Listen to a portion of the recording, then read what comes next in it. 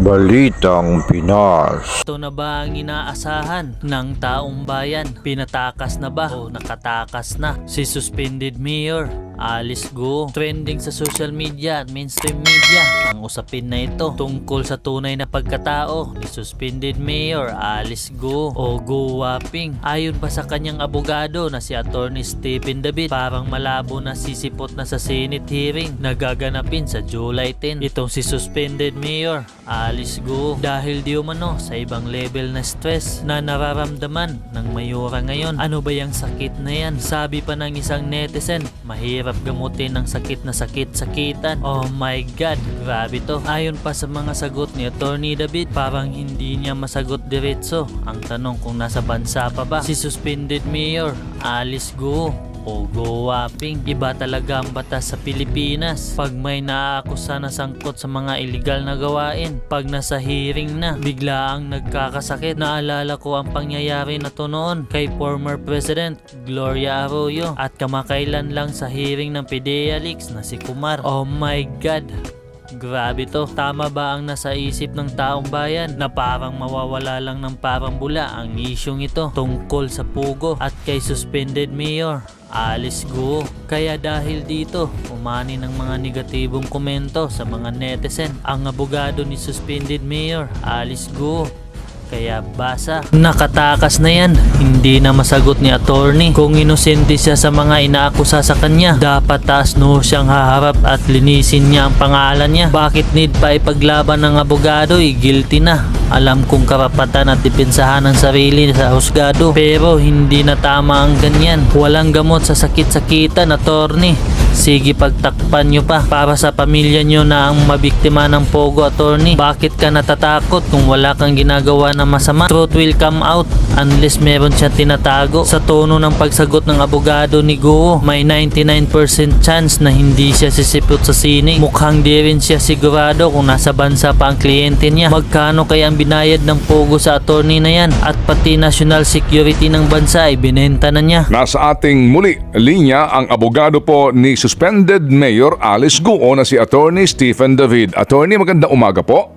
Good morning, Sir Ted and DJ Chacha. Opo, amin po nakapanayam si Senador Risa Ontiveros kamakailan po lamang. Ang sabi niya, subpina po ang kanila pong ipinalabas na para po kay Mayor Alice sa kanila pong hearing on July 10. Natanggap niya na ho ba ang subpina?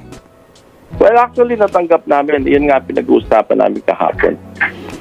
Okay, at ano po napag-usapan nyo? Ayun nga, yung tungkol sa subpina sa hearing na schedule sa Wednesday yata yun.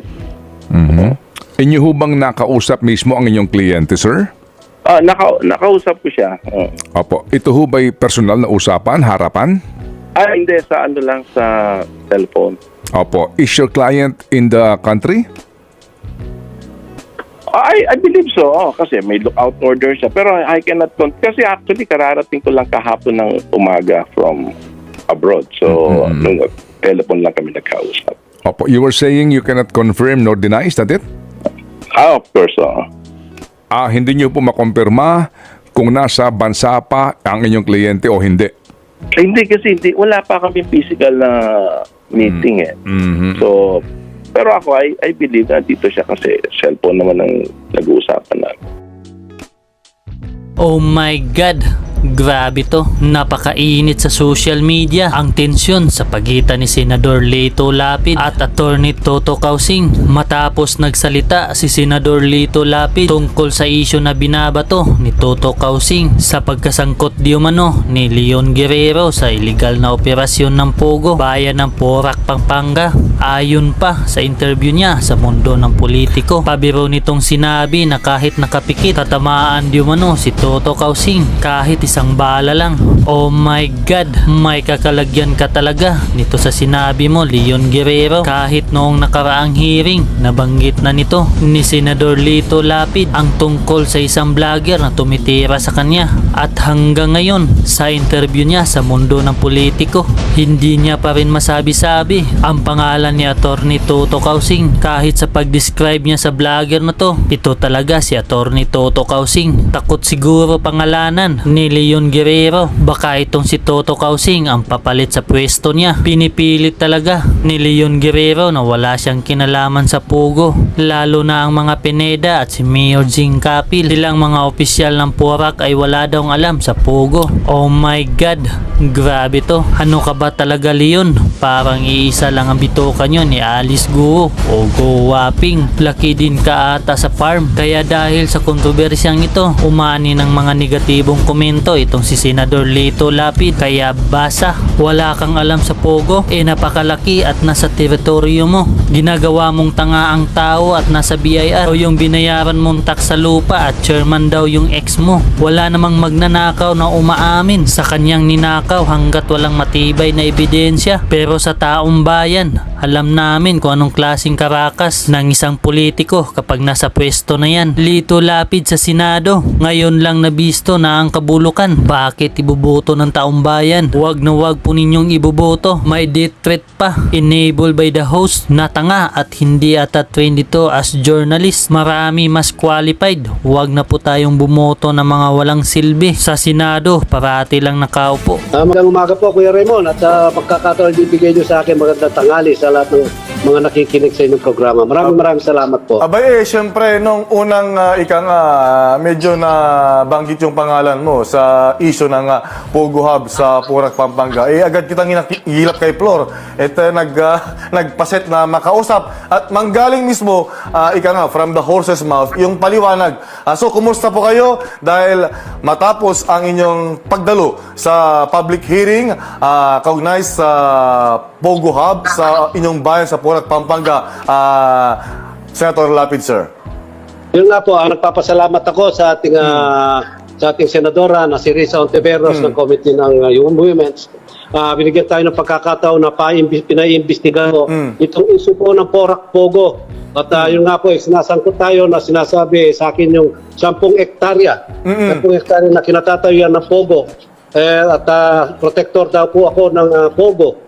At narinig po siguro ninyo kung napanood nyo o narinig, tinanong ko mismo yung engineer, lansang ng municipal engineer, at tinanong ko mismo ng live na si Mayor Jing Capil na kung yung kinatatayuan ng Pogo na 10 hectares, akin ang lupa, ay sabihin ko, sagutin mo. At kung ako'y protector, ay sagutin mo rin.